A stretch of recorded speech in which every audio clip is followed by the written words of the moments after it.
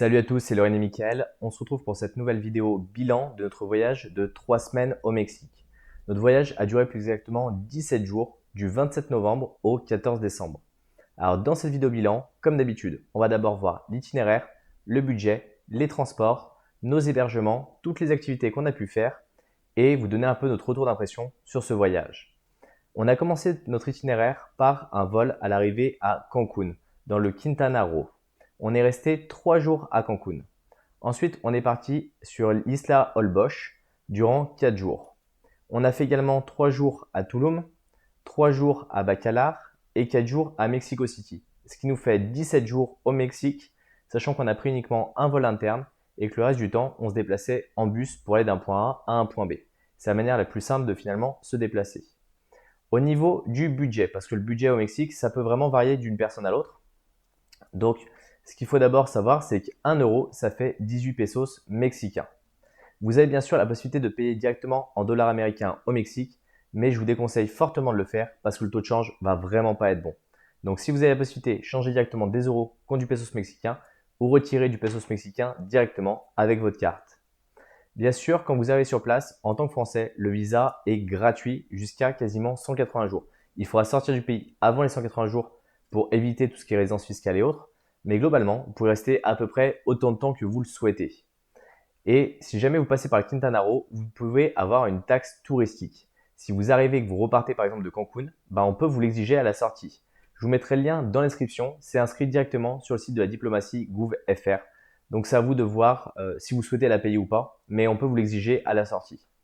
Sachant qu'on a eu une problématique un petit peu bizarre, c'est que nous, on est arrivé à Cancun et on est reparti de Mexico City. On est arrivé, ils nous ont mis un coup de tampon sur notre passeport et au moment du départ, il n'y a pas eu besoin d'un coup de tampon pour montrer qu'on était bien sorti. C'est fait de façon informatique, il n'y a pas besoin de scanner son passeport ou quoi que ce soit. Donc ça peut surprendre au début, mais c'est tout à fait normal depuis les dernières réglementations. On a également fait par exemple des lessives là-bas. Pour 5 kilos, on a payé 125 pesos mexicains avec le lavage, le séchage et bien sûr le pliage. En général, quand vous passez par un automate, c'est entre 25 et 30 pesos mexicains du kilo pour une lessive à la machine et vous allez ajouter votre propre lessive. Voilà, c'est les petites choses à savoir. Au niveau des hôtels, on en a eu pour 564 euros de budget pour 2 personnes. Un repas quand vous mangez dans la rue, si jamais vous mangez vraiment avec les locaux, c'est plutôt 200-250 pesos pour 2 personnes. Et si vous mangez plutôt dans des choses touristiques, à Holbox, c'est un peu la problématique, c'est qu'il y a beaucoup de choses touristiques. On est plutôt aux alentours des 400-500 pesos pour 2 personnes. Donc vous voyez, on est quasiment au double quand on mange comme les touristes, alors que finalement c'est la nourriture mexicaine. C'est là où c'est un petit peu particulier. On a pris également une carte SIM chez Telcel pour 85 pesos par carte SIM, plus 150 pesos pour la recharge. Vous êtes obligé d'acheter d'abord la carte SIM et ensuite derrière vous devez rajouter la recharge. Cette recharge a été valable durant 20 jours, donc largement suffisant pour notre séjour. On avait le droit à 2 gigas d'internet, mais surtout on avait WhatsApp illimité et Instagram en illimité. C'était vraiment les points majeurs pour nous parce que c'est ça qui nous apportait le plus. WhatsApp pour la famille et Instagram pour pouvoir publier nos contenus.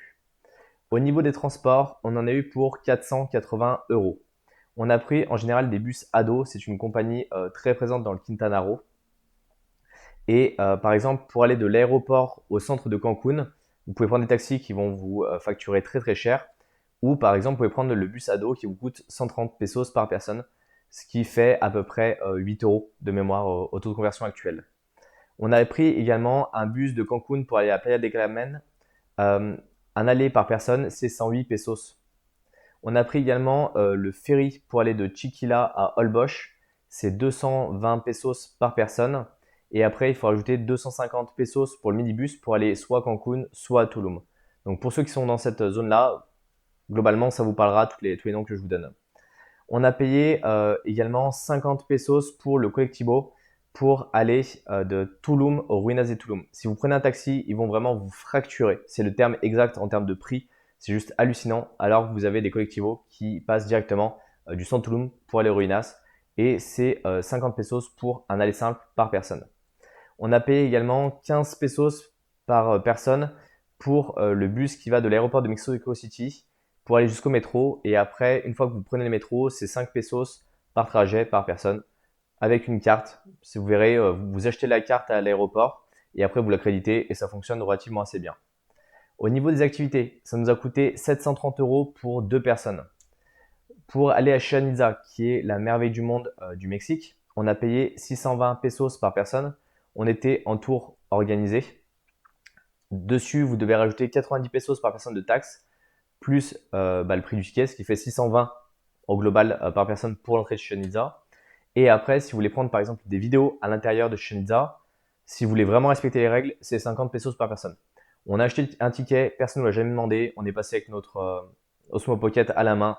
Personne ne nous a jamais embêté. Mais bon, on l'a quand même acheté, histoire de dire, mais vous n'êtes pas forcément obligé de le faire si vous en ressentez pas le besoin. On a payé 1850 pesos pour l'excursion à Cozumel, donc avec un départ depuis Playa del Carmen. On a fait 4 spots de snorkeling qui sont assez connus. Et à ça, on a dû rajouter 600 pesos pour 2 pour l'aller-retour pour aller à Playa del Carmen. Pour aller de Playa del Carmen, à Cozumel. C'est un ferry, vous verrez, il y en a un qui part par heure et il y a 2 agences. On en reparlera un petit peu dans la suite de la vidéo. On a payé également 500 pesos pour l'excursion des Tres Islas à Holbox. Ça dure une grosse demi-journée. On a payé 58 pesos par personne pour l'entrée nationale du parc national de Tulum. Et sur cela, vous devez rajouter 90 pesos par personne pour l'entrée des Ruinas. Une fois que vous rentrez dans le parc national, vous pouvez aller à la plage sur la droite ou à gauche où vous allez aux Ruinas. Donc finalement, à vous de voir en fonction de ce que vous avez envie de faire. On a payé 500 pesos par personne et ça, je trouvais que c'était globalement assez cher pour la grande cénote à Tulum. Faites attention, elle ferme en général assez tôt les cénotes. Donc allez-y tôt pour pouvoir en profiter parce que nous, on y est resté 1 heure, 500 pesos par personne, ça fait un petit peu cher pour 1 heure.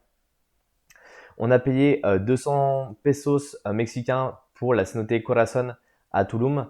Plus, il faisait payer si jamais on louait un masque pour aller se baigner. Et là, c'était 50 pesos par personne.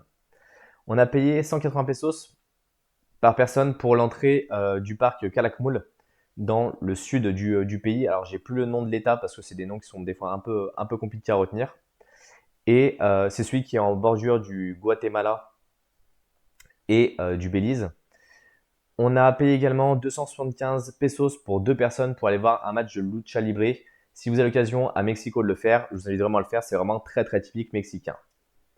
Ce qui nous fait un budget total de 2430 € pour 2, soit 71 € par jour et par personne. Après, on a pris des Airbnb dans certains endroits pour être un peu plus confortable. On a pris des hôtels, on a fait un mix des deux. C'est à vous de voir, mais l'excursion généralement coûte assez cher. Et on a pris pas mal de bus, donc difficile de descendre en dessous les tarifs sur les transports. Au niveau de la nourriture mexicaine est très variée, elle est assez riche en fonction des États. Si vous êtes dans le Quintana Roo, et c'est ce que je reproche un petit peu, c'est que vous allez avoir 3-4 plats qui vont revenir en permanence. Et c'est vraiment fait pour les touristes avec des prix pour les touristes. Vous allez à Mexico City, vous avez beaucoup plus de variété parce qu'il y a des plats qui viennent du centre du Mexique qui sont vraiment bons et qui sont beaucoup plus riches. Ce que vous allez retrouver de partout, c'est les traditionnels tacos. C'est une tortilla avec une garniture. Vous allez pouvoir choisir de la viande dedans, différentes viandes, que ce soit de la viande hachée, du poulet, du chorizo. Il y a plein de choses. À vous de voir ce que vous voulez goûter. Généralement, tout ce qui est piment et autres, c'est mis à côté, c'est mis en dehors. Donc, ce sera à vous de les manger. On peut avoir des tortillas à base de blé ou des tortillas à base de maïs. Mais en général, c'est plutôt à base de maïs, la manière traditionnelle des tacos. Après, vous avez les quesadillas qui sont globalement comme un tacos. Souvent, on se perd un peu entre les deux. Mais la grosse différence, en fait, c'est que vous allez avoir du gruyère qui va être mis dedans et ça va être fermé. Et en général, ça va être une base à farine de blé. Donc, globalement, ça va être un peu plus gras que les tacos. Et surtout, la grosse différence, si jamais vous les retrouvez, c'est que les tacos sont ouverts. Vous pouvez les manger, ils sont là comme ça. Et les quesadillas sont fermées directement l'une sur l'autre. Vous avez les burritos qui sont une grosse galette dans laquelle on va mettre généralement de la viande, des haricots rouges. On va mettre tout un tas de choses qui sont assez riches pour les repas. Donc si jamais vous avez des bonnes faims, c'est bon rapport qualité-prix parce que ça coûte pas très cher et vraiment ça vous tient bien à l'estomac pour une bonne partie de la journée. Donc en général, nous on préférait prioriser les burritos. Et pareil, vous avez plein de saveurs différentes. Je vous invite à essayer des fois des petits stands dans la rue. La street food, elle est vraiment juste géniale. Et si vous avez l'occasion, profitez-en. Vous retrouvez également tout ce qui est nachos ou guacamole, c'est-à-dire que vous avez des nachos, c'est les petits triangles que vous retrouvez en forme de chips avec du guacamole fait maison avec des avocats. Vous pouvez même vous acheter vos propres avocats sur place, directement les couper, mettre un peu d'oignon, mettre un peu de citron un peu de poivron et c'est parti, vous les mangez comme ça. C'est super simple à faire et ça se mange bien. C'est l'avantage du Mexique, c'est que vous avez des supermarchés. Hormis la viande qui pour moi coûte vraiment cher par rapport à la qualité qui est vraiment pas de bonne qualité. Tout le reste, les fruits et légumes, vous pouvez en trouver pour pas cher et donc vous pouvez vous faire comme ça facilement des repas pour diminuer le coût par exemple de votre voyage. Si on part sur des choses qui sont un peu plus typiques, on a également les faritas qu'on va trouver un petit peu moins dans le Quintana Roo, même s'il y en a deux trois, avec souvent à côté des fabriques de tortillas fait maison. Donc si vous arrivez à allier les deux, c'est juste trop bien. Les faritas, vous allez retrouver en général du poulet et des poivrons dedans et des oignons. C'est quelque chose d'assez léger. Et vous avez peut-être des fois des haricots rouges qui sont écrasés un peu en mode purée à côté. Donc ça permet de compléter au niveau des féculents si ça vous manque un petit peu. Quand on parle vraiment de cuisine mexicaine traditionnelle, on a par exemple le birria, qui est un plat mijoté de bœuf qui est vraiment très bon avec de la viande qui est assez filandreuse et avec une sauce qui n'est pas forcément très forte. Moi, le birria que j'ai goûté était un petit peu relevé en termes de piment. Maintenant, on commence à être à s'y faire avec le tour du monde. Mais globalement, ça peut vous surprendre si jamais vous n'êtes pas forcément habitué au piment. Goûtez-le un petit peu, mais prenez-en peut-être un à partager à plusieurs personnes. On a également trouvé dans la street food des tortillas de maïs bleu, du maïs comme qu'on avait trouvé au Pérou. Et c'est un autre goût, c'est pas forcément meilleur. Moi j'aime bien les tortillas de blé, mais celles de maïs bleu sont sympas, avec une garniture par exemple au pastor dessus. C'est un espèce de viande de kebab. Je pense que c'est la meilleure chose à dire en fait. Vous avez une espèce de grosse boule de viande qui va tourner sur un pic, et quand ils vont faire de la découpe, ça fait littéralement comme de la viande de kebab. Ils peuvent vous en mettre sur des tacos, ils peuvent vous en mettre dans des burritos, ils peuvent vous en mettre dans tout un tas de choses en fonction de ce que vous voulez. On a également goûté du pozole. Alors vous avez le pozole qui est le ragoût, qui est un ragoût traditionnel qu'on va retrouver par exemple dans des petites échoppes. On n'en a jamais trouvé dans des grands restaurants, toujours sur des petites échoppes au milieu de Mexico City. Et ça va vous faire une espèce de ragoût pareil qui a mijoté un certain temps avec une sauce qui est plus épaisse par exemple que le birria. Et c'est vraiment très bon. J'ai du mal à vous le décrire, mais c'est vraiment très bon et donc je vous invite à aller le goûter et franchement vous n'avez pas trop de risques. Si vous êtes un peu pressé, vous pouvez prendre ce qu'on appelle des tortas qui sont des sandwichs dans lesquels on va mettre en général de la viande, on va mettre peut-être des œufs, on va mettre différentes choses. C'est pas exceptionnel, le pain est pas très bon, du coup nous on n'a pas forcément trop mangé. Vous avez bien sûr la tequila qui est faite, qui en général sur le Quintana Roo coûte globalement assez cher. Si vous voulez en acheter, achetez-en plutôt dans le centre du pays, ça coûte moins cher parce que c'est moins touristique. Le Quintana Roo, ils ont tendance à allumer un peu les touristes à cause des touristes américains qui débarquent et qui payent sans trop regarder des prix qui sont des fois 5-6 fois plus chers que le prix normal qu'on pourrait payer dans d'autres endroits tout simplement du pays. On a bu également du pozol y cacao. Alors c'est pas le pozole c'est vraiment le ragoût, là c'est du pozol. C'est une boisson à base de maïs fermenté où vous allez rajouter du cacao ou de la coco dedans. Personnellement, j'ai pas aimé, c'est pas trop mon truc, j'ai du mal avec le maïs fermenté. J'en ai déjà goûté en Colombie et j'avoue que c'est pas trop mon truc. Laurine, par contre, t'as bien aimé. Donc voilà, après ça dépendra de votre goût. Mais si vous avez l'occasion, goûtez-en. C'est pas très fort en termes d'alcoolisation. Je crois qu'on est à peu près comme du vin dans ces eaux-là. Mais ça peut surprendre un petit peu en termes de goût, c'est complètement différent. Les jus de mangue frais sont vraiment très bons. Globalement, tous les jus frais sont bons au Mexique. Ils ont des fruits, donc profitez-en. Au niveau du supermarché, vous en avez deux grands en général qui se battent le secteur. Vous avez Aki, AKI et Gomart. Le problème quand vous rentrez dans un magasin, c'est qu'en fait, ils ont la flemme de tout déballer, donc ils vont tout laisser dans les cartons. Donc, vous allez arriver dans les rayons, vous avez des gros cartons de partout, et il va falloir un peu des fois trifouiller dedans pour sortir. Donc, je trouve ça moins cool. Après, les choses qu'on a moins aimé, comme je disais, c'est le prix de la viande au supermarché que je trouve très cher pour vraiment pour la qualité qu'ils sont capables d'offrir. Et l'eau qui n'est pas potable, on est obligé d'acheter de l'eau. À Mexico City, on avait à l'intérieur du logement un filtre qui nous permettait de remplir d'un côté, ça passait à travers le filtre et on pouvait boire directement avec des verres. C'était quand même plus agréable et plus écologique aussi. Mais bon, prévoyez des grosses filtrantes si jamais vous vadrouillez un petit peu ou achetez de l'eau en bouteille qui n'est pas globalement très chère. Achetez plutôt des gros bidons et après remplissez les petites bouteilles, ça vous coûtera clairement moins cher. Au niveau des logements, ils sont globalement assez confortables. Le Wi-Fi marche assez bien. On a besoin d'un Wi-Fi de qualité quand on travaille où qu'on soit. On a besoin d'avoir toutes nos petites habitudes et autres. Il y a la climatisation quasiment de partout. On n'a jamais eu de ventilo parce qu'il fait quand même globalement assez chaud au Mexique en fonction de la période dans laquelle vous êtes. Donc vous inquiétez pas, il y a la climatisation et on n'a jamais eu froid au Mexique. En tout cas, nous on était en décembre. Donc de ce côté-là, pas de souci. Par contre, il y a un petit truc qui nous dérangeait, et on l'a déjà eu dans le sud de l'Argentine, c'est qu'ils n'ont pas forcément un bon tout à l'égout. Et donc le papier toilette, vous allez le jeter dans la poubelle. Si vous restez une journée, c'est pas forcément gênant parce que c'est changé derrière. Quand vous restez 4-5 jours dans un Airbnb, on trouve ça assez sale en termes d'odeur et autres, c'est juste pas génial. Donc voilà, c'est la petite chose à savoir, ça se passe comme ça au Mexique. Ne jetez pas dans les WC, vous allez complètement boucher les canalisations. Elles sont pas du tout faites pour. Voilà, ça fait partie des choses à savoir quand on va dans un autre pays et on s'adapte à la culture.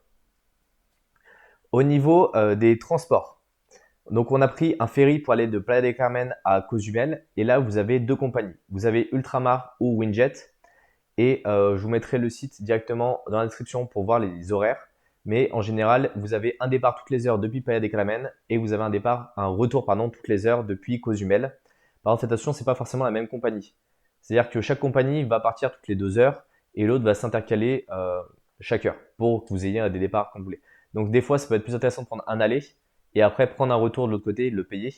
Si vous connaissez déjà vos horaires à l'avance, prendre directement l'aller-retour. Mais la différence de prix, elle n'est pas énorme. Et des fois, pour éviter de vous faire bloquer par une compagnie ou par l'autre, parce que vous ne pourrez pas échanger votre billet.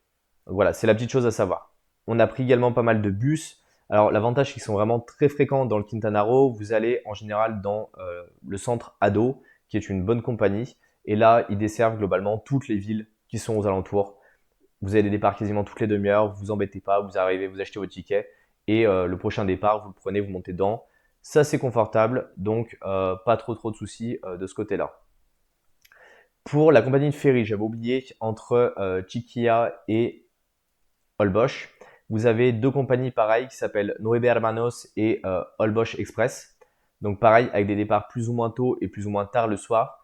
Faites attention, en général, quand la nuit est couchée, il n'y a plus de départ, ils coupent assez tôt. Donc en général, les derniers départs, dans un sens comme dans l'autre, sont plutôt aux alentours des 17-18 heures. Donc si vous avez prévu de partir plus tard, organisez-vous autrement. Vous avez la possibilité, par exemple, de prendre des Uber à Mexico City. Par contre, les prix, des fois, sont clairement abusés, autant que les taxis. Donc, c'est à vous de voir en fonction de ce que vous avez besoin.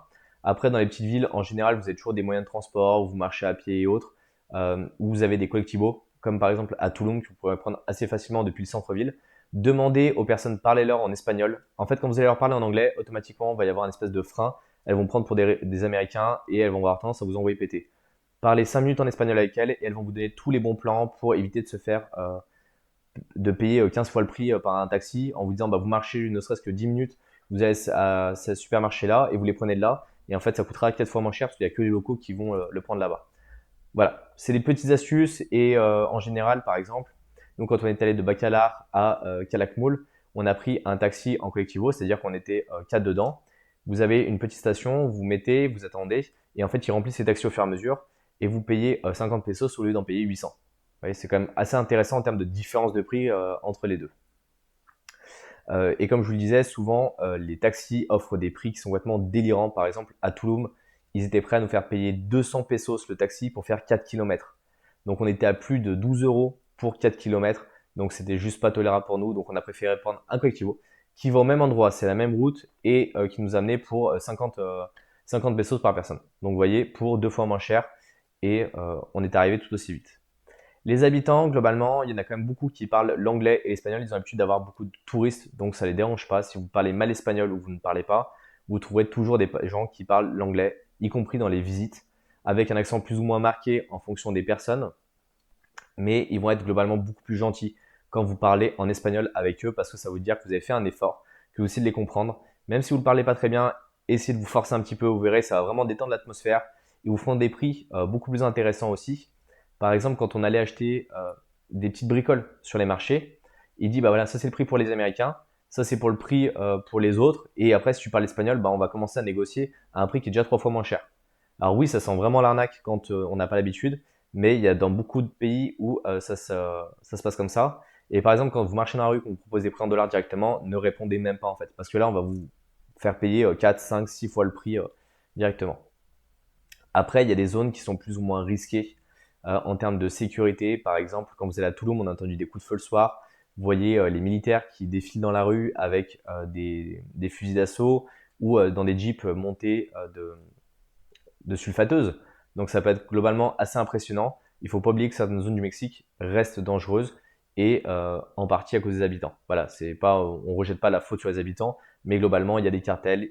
Il faut faire attention à ce que vous faites quand vous allez au Mexique. Au niveau des activités, on a fait Chichén Itzá, qui est l'une des merveilles du monde, où on a eu un guide en anglais qui était littéralement exécrable. Je me suis pris la tête avec lui dans le bus dès le début, parce que je lui ai demandé de répéter. En fait, il m'a donné une option, il n'y avait pas d'option. Bon, enfin bref, c'est pas grave. On a fait du coup la visite en espagnol avec un autre guide qui était extrêmement intéressant, qui nous a appris beaucoup de choses. Donc si vous avez l'occasion d'aller chez Chichén et trouver un guide qui aime ce qu'il fait, bah, ça sera vraiment un grand plaisir d'apprendre tout un tas de choses. Par contre, attention, il fait très chaud et avec la réverbération des murs, ça peut être vraiment très étouffant très rapidement. Prenez de la crème, prenez un parapluie pour faire un pare-soleil si jamais il y a besoin et pensez bien à vous hydrater. Sur place, vous avez pas mal de marchands qui vont faire des tarifs qui sont plus ou moins abusés en fonction de si vous parlez l'espagnol ou pas. Et nous, sur cette excursion, on est parti également à la cénote de Chichican, qui est à peu près vers Valladolid. On est à peu près au milieu, on est dans le Yucatan, on a 1 heure de moins par rapport au Quintana Roo. Et cette cénotée, elle descend à 20 mètres de fond avec des petits poissons. Vous avez plein de choses, c'est assez agréable. Vous avez un resto qui est à côté. Le resto est pas forcément très bon, mais par contre, vous pouvez prendre l'après-midi. Vous êtes obligé d'avoir les gilets de sauvetage pour pouvoir vous baigner. Et une fois qu'on a fait, nous, Chichén Itzá le matin, la cénote Chichican l'après-midi, on est allé ensuite à Valladolid. Et là, il pleuvait, mais ça reste un petit village qui est très agréable pour vous balader. Plein de maisons de couleurs. Donc, vous pouvez aller un petit peu partout, acheter dans des échoppes. Moi, je vous invite, quand vous êtes avec des bus comme ça, vous n'avez pas forcément le choix parce que c'est la manière la plus simple d'y aller. C'est de descendre du bus et tout de suite, hop, de prendre la tangente et d'aller dans votre coin si vous n'avez pas besoin de guide et d'aller faire votre vie. Comme ça, au moins, vous êtes tranquille. Ça vous sert juste de transport commun. On est allé également à Playa del Carmen où je trouve que c'est très touristique. Et ça m'a un peu déçu parce que tout le monde m'en parlait en me disant c'est juste génial, c'est juste trop bien. Je suis arrivé, c'était blindé de monde. La plage hyper touristique, les gens viennent faire la fête et autres. C'est pas ce à quoi je m'attendais. Je trouvais ça un peu dommage. Par contre, on a pu prendre une excursion pour aller à Cozumel, qui est la petite île qui est en face. Et là, il y a des spots de snorkeling qui sont magnifiques. Et de la plongée, pour ceux qui aiment, franchement, allez-y, vous allez vous régaler. Nous, on a fait 4 spots différents, dont un avec une épave qui était au fond à, je pense, une vingtaine de mètres, 15-20 mètres. Et on descendait en snorkeling à 5 mètres, ça nous permet de nous rapprocher, de bien la voir. C'est juste trop bien. Après, on a fait d'autres spots où on avait des raies qui étaient à nos pieds.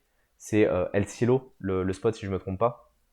Et là, on nous a servi de la bière et de la tequila. On avait vraiment des gens qui étaient vraiment super gentils avec nous, que ce soit des Mexicains, que ce soit les autres personnes qui étaient avec nous. On était 6, on n'était pas nombreux. L'eau, elle était chaude, correcte, mais pas trop non plus parce qu'il faisait pas un grand soleil.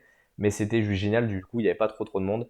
Et vraiment, si vous aimez le snorkeling, allez sur Cozumel, vous allez vraiment vous régaler. C'est bien mieux que côté Playa del Carmen, à mon avis en tout cas, et Laurine est complètement d'accord avec moi. À Holbox, on est parti sur les surnoms des Tres Islas. Vous avez l'Isla Passion, où vous avez une île avec des oiseaux qui restent dessus. C'est une réserve un peu protégée d'oiseaux. Donc les bateaux arrivent sur le côté, vous allez marcher sur l'île, et là vous avez des cormorans, vous avez plein de petits oiseaux. Vous pouvez longer l'île pour voir les différents oiseaux. Vous avez une tour d'observation au milieu. Vous y restez en général une demi-heure, 1 heure. Il n'y a pas grand chose à faire, hein. Elle est toute petite cette île-là. Mais pour voir la nature, pour prendre des photos des oiseaux, c'est juste trop bien. On est allé à la cénotée Yoho Negro Yalao. Et cette cénotée, elle est un peu connue parce que vous avez des crocodiles qui viennent de temps en temps sur les bords. Donc faites attention quand vous y allez, restez bien sur le ponton qui a été aménagé pour aller jusqu'à la cénotée. Vous entrez dedans. En fonction des groupes qui vont arriver, vous êtes plus ou moins nombreux. Nous, on a eu de la chance qu'on est arrivé juste au départ d'un groupe massif de personnes. Donc il y avait beaucoup moins de monde, c'était beaucoup plus agréable. Par contre, l'eau, elle est très froide dans les cénotées. Ne vous attendez pas à l'eau qui est aussi chaude dans la mer. Là, vraiment, dans les cénotées, l'eau est froide. Donc sympa pour se baigner, c'est de l'eau douce, c'est agréable. Mais globalement, il y a quand même un gros delta avec la mer. Et le dernier point qu'on a fait, c'est le Punta Mosquito. Le Punta Mosquito, c'est une plage qui est généralement à moitié sous l'eau, où il n'y a pas beaucoup de profondeur. Vous pouvez vous balader. Ça fait très paradisiaque. Il y a un peu de personnes. Nous, on a pu faire tourner le drone là-bas. C'était super agréable. Ça permettait d'avoir une super belle vue. Et vous pouvez pas forcément vous baigner. Vous pouvez vous baigner côté bateau, où il y a un peu plus de place et de fond. Mais faites attention aux poissons-chats. Il y a des barbillons. Ils ont des barbillons là-bas. S'ils vous piquent, ça peut vous faire vraiment très mal. Donc, sachant que c'est une trouble, évitez de vous balader trop n'importe où. On est allé également aux ruines de Tulum, qui est un des centres mayas très importants dans la région. Et on est rentré d'abord sur la gauche, après on a fait tout le tour. Vous pouvez vraiment y aller sans guide, hein. C'est vraiment pas obligatoire. Si vous voulez plus d'informations, les guides sont recommandés, comme d'habitude, mais vous pouvez vraiment vous balader comme ça. Nous, il faisait très beau. Ça fait un espèce de grand jardin avec un castillo, vous avez des vues sur des plages. Et quand vous rentrez dans le parc national, si vous allez sur la droite après la zone archéologique, vous avez directement toute la plage qui est vraiment immense, sur laquelle vous pouvez rester toute la journée si ça vous fait plaisir. C'est une plage qui est assez large, il n'y a pas grand chose à manger. J'ai de mémoire, il y a un ou deux restaurants qui sont un peu loin, qui vont avoir des prix abusés avec une qualité qui est vraiment pas top. Donc ramenez plutôt un sandwich ou des choses que vous êtes préparé à manger. Et après, vous pouvez vous baigner là. Il y a pas mal d'excursions qui partent de là pour aller faire du snorkeling et autres. On les a pas testés, mais si vous avez un peu de temps, ça peut être intéressant. Dans les points qu'on a bien aimé également dans les ruines de Tulum, on a vu qu'il y avait des iguanes. Donc si vous craignez un petit peu, faites attention. Ils sont pas agressifs, ils restent dans leur coin. Vous avez des gros mâles et des grosses femelles qui font entre 40 et 50 cm. Et c'est juste magnifique, on adore les lézards, donc ça tombait juste super bien. On a fait également la grande cénotée de Tulum, où vous avez trois bassins qui sont bien aménagés, avec des tortues, des poissons. Le gilet de sauvetage est obligatoire comme dans la plupart des cénotes. Ils vont vous fournir un masque et des tubas, mais ils vont vous faire payer 30 pesos mexicains si vous avez besoin d'un locker pour laisser vos affaires. Donc prenez vraiment le strict minimum. Et je trouve que le prix de cette cénote à l'entrée est globalement assez cher. Par contre, c'est vraiment magnifique. Donc prenez le temps d'y aller, prenez le temps d'en profiter et vous pouvez passer d'une cénote à l'autre directement en souterrain. Il n'y a pas trop de monde en général parce qu'elle est un petit peu loin. Nous, on avait pris un collectivo pour venir et pour le retour, on a dû marcher, donc c'était un peu plus compliqué. Ça fait 4-5 km de marche, c'est un petit peu long, mais franchement, on en a bien profité. Dans les cénotées qu'on a fait à Tulum, on a fait également celle qui s'appelle la Corazon, parce que vue du ciel, elle ressemble à un cœur. C'est tenu, on a l'impression, par des particuliers. C'est pas comme l'autre qui est vraiment très professionnel, parce que là, vous vous débrouillez pareil pour un collectivo pour qu'il vous laisse un peu de vent, et après vous marchez 1,5 km sur de la terre battue, et vous arrivez directement devant cette entrée. C'est bien parce qu'il y a que les locaux quasiment qui la connaissent, donc c'est hyper agréable. Et là, quand vous êtes dedans, vous avez des petits poissons qui peuvent vous mordiller, donc ça peut surprendre un petit peu au début. Et par contre, les masques qu'ils vont vous fournir pour vous baigner dedans, ils sont vraiment de mauvaise qualité. Donc si vous en avez, ramenez-en, ça sera bien meilleur. Le lieu, il est très joli, très agréable pour pouvoir se reposer, pour pouvoir pique-niquer. Et vous n'avez pas besoin de gilet de sauvetage, donc c'est quand même beaucoup plus agréable quand on nage pour descendre un petit peu au fond. L'eau, elle est claire, transparente, vous pouvez sauter dedans. C'est globalement assez bien. Et nous, c'est une des cénotées qu'on a vraiment préférées parce que beaucoup moins touristique. On est allé au Bacalar, à Bacalar, on est allé particulièrement au lagon en fait de Bacalar, qui est l'endroit principal. Vous prenez un bateau pour une excursion en général de 3 heures. On vous a visité plusieurs cénotées, dont la cénotée Negro, qui est vraiment une cénotée très très profonde. Vous voyez la différence de couleur de l'eau entre la cénotée Negro et l'eau du lagon. On a fait le canal des pirates, où vous n'avez pas forcément trop de fond, mais c'est assez agréable comme ambiance. Vous avez plein d'endroits pour vous poser, pour vous reposer. C'est une petite balade assez tranquille. Je sais que certaines personnes font le lever du soleil en kayak le matin. J'avoue qu'on n'avait pas forcément envie de se lever à 5 heures, donc on a préféré faire ça en milieu d'après-midi de manière beaucoup plus tranquille. Après, on a profité à Bacalar également pour visiter le château uniquement de l'extérieur. Vous avez un fort qui donne sur le lagon que vous pouvez voir. Rien d'exceptionnel, mais c'est toujours sympa. Allez vous balader. On est ensuite parti à Calakmul. On a fait les 3 grands temples de Calakmul. Donc on a fait un départ depuis Bacalar, c'est possible. Donc on est parti en excursion avec 4 autres personnes. Ça nous a coûté globalement assez cher, je trouve, par rapport au type d'excursion. Mais bon, il n'y avait pas le choix. Et là, vous avez une vue directement quand vous arrivez sur le site archéologique. Une fois que vous avez traversé tout le parc naturel. Alors, les entrées sont payantes, c'est un peu complexe. Je vous en parle directement dans la vidéo où on est allé. Et une fois que vous arrivez sur place, vous avez 3 grands temples que vous pouvez escalader encore à l'heure actuelle. Je ne sais pas si ce sera le cas quand vous irez, parce que globalement, ils les ferment au fur et à mesure, parce que les gens les tags font n'importe quoi dessus. Et une fois que vous montez sur ces temples-là, vous avez une vue sur le Guatemala et le Belize, et vous avez une vue qui est juste magnifique, parce que toute la zone est complètement plate, et donc ces temples-là sont vraiment en hauteur par rapport à la région dans laquelle ils sont. Quand vous allez vous balader dans le parc, vous allez sûrement entendre des singes hurleurs qui crient vraiment très fort. Ça peut être assez impressionnant au début. Ils restent assez haut dans les arbres, mais c'est assez sympa d'en voir. Nous, c'est la première fois qu'on en voyait. Vous pouvez les voir avec des jumelles. Donc, pensez à prendre des jumelles si vous en avez. Sinon, achetez-en ou louez-en une paire avant de partir. Mais vraiment, ça vaut le coup pour pouvoir avoir la vue de partout. C'est assez physique de monter sur des temples. Donc, prenez votre temps, respirez bien, prenez de l'eau et embarquez à manger parce qu'en fait, il n'y a rien du tout pour manger là-bas. Littéralement, pensez à ramener une gamelle ou des sandwichs. Et la preuve, c'est que les guides ne s'arrêtent même pas pour manger. Vous êtes obligé de manger en même temps que vous marchez. On est allé également faire un free walking tour dans les grandes villes. J'aime bien faire ça. On va sur internet, on va les free walking tours. Ce sont souvent des étudiants qui aiment bien parler de leur ville, qui aiment bien parler d'histoire. Là, on l'a fait en anglais et on a pu comprendre un petit peu mieux l'histoire de la ville. On a pu voir les différents bâtiments. Ça permet de faire un tour directement du centre-ville en quelques heures, comprendre un peu les architectures, comment ça a été créé, pourquoi. Comprendre que Mexico City, c'était à la base un lac, qu'il a été asséché, qu'ils ont construit dessus, que c'était des Aztèques, qu'il y a eu différentes guerres, qu'ensuite il y a les conquistadors qui sont arrivés. Vous voyez, une histoire qui est vraiment très très très intéressante. À la fin, on a donné 200 pesos pour 2 personnes. Après, vous pouvez donner plus ou moins en fonction de comment s'est passé la visite, du temps que ça a duré et bien sûr de ce que vous avez envie de donner. On est allé sur le site de Teotihuacan, qui est un site aztèque qui est à 1 heure de Mexico City. Pareil, on avait pris un tour tout organisé pour pouvoir y aller, c'était quand même beaucoup plus simple. Qui a fait un premier arrêt à la basilique de Guadalupe, où on a vu l'intérieur de la basilique, on est allé voir les autres églises qui sont autour. C'est un complexe religieux qui est vraiment très important, qui est très important pour les Mexicains également.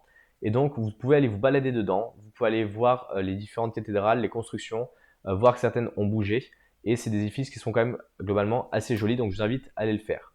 On a fait un autre arrêt également dans une ancienne partie de Mexico City pour aller voir les différentes fondations des différentes civilisations qui sont passées. Et on a fini par le site de Teotihuacan qui est à 1 heure de Mexico City, où là-bas vous avez la pyramide du Soleil, la pyramide de la Lune. C'est un site archéologique que je trouve moins bien conservé que Calakmul. J'ai préféré personnellement Calakmul qui est Maya, que celui-ci qui est plus ancien et qui est un peu déconstruit à certains endroits. On a plus de mal à se projeter, même si des fois il y a des peintures qui sont encore d'origine qui sont vraiment magnifiques. On est allé voir un combat de lutte libre, ça s'appelle de la lucha libre, à l'Arena des Mexico. Ça coûte pas très cher, ça dure quelques heures. Il y a plusieurs sessions par semaine, donc après c'est à vous de voir en fonction de quand vous voulez y aller. C'est du catch mexicain, ça dure à peu près 2 heures. Vous avez des combats qui vont faire 3 rounds avec soit des hommes, soit des femmes, soit des fois un mix des deux. Et vous avez les petits chouchous du public, parce que ça fait longtemps qu'ils font ça, avec des masques de couleurs. Et par exemple, vous avez Blue Panther, qui est un ancien dedans, qui retourne toute la foule. Au début, quand vous arrivez, vous avez des combats qui sont par des personnes qui ne sont pas très connues, qui sont débutants. Et à la fin, plus vous attendez, c'est un peu comme les combats de boxe, plus vous avez les champions jusqu'au dernier où vraiment c'est l'éclat total. Vous pouvez bien sûr boire de la bière sur place que vous pouvez acheter, qui est un peu cher, mais globalement c'est à peu près normal dans les stades, et grignoter des chips, ce genre de choses. Vraiment, il y a une super ambiance, c'est juste génial. Si vous avez un peu de temps, je vous invite vraiment à y aller, vous verrez, vous allez vous éclater. On a beaucoup aimé le street art de manière générale dans les villes du Quintana Roo. Il y en a à plein d'endroits, que ce soit à Holbox, que ce soit à Tulum, que ce soit à Cancun et autres. Vous verrez, c'est quand même très très agréable. Cancun, c'est pas une ville géniale, je trouve. C'est sympa comme point de départ ou pour arriver en avion, mais pas pour y rester. Après, à Tulum, c'est un peu plus agréable, même s'il n'y a pas grand-chose. Holbox, je trouve beaucoup mieux. Et effectivement, Playa del Carmen, très touristique, mais il y a c'est beaucoup plus vivant et ça craint moins, je trouve. Après, bien sûr, si vous sortez la nuit, le soir, à Playa del Carmen, il y a plein de problématiques, donc faites attention à vous. Globalement, les activités, on a quand même bien profité, on s'est bien amusé.